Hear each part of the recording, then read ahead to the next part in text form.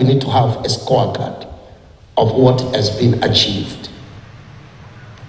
Kizaazaa kilizuka katika bunge la kaunti ya Nakuru baada ya spika kutangaza mabadiliko katika wadhifa wa kiongozi wa walio wengi.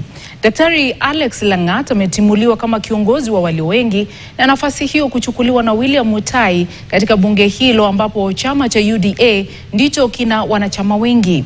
Hata hivyo, baadhi ya wawakilishi wadi hawakuridhika na mabadiliko hayo, mmoja wao akipigwa kichwani kwa mayai wakati wa kikao hicho. Bunge hilo limekuwa na mgogoro wa nafasi hiyo kwa miezi miwili sasa.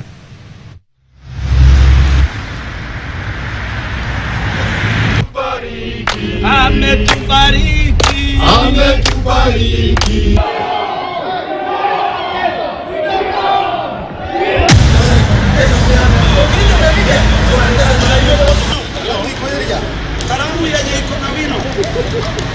I'm going to work with the governor.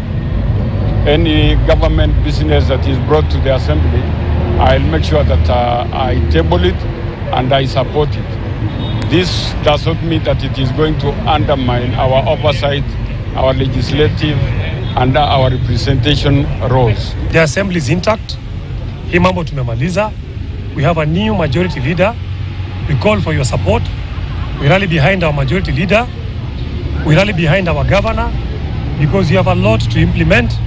Supplementaries along the way. True to be said, William Mutai alikuwa na numbers and that is how you want to be the majority leader of the party.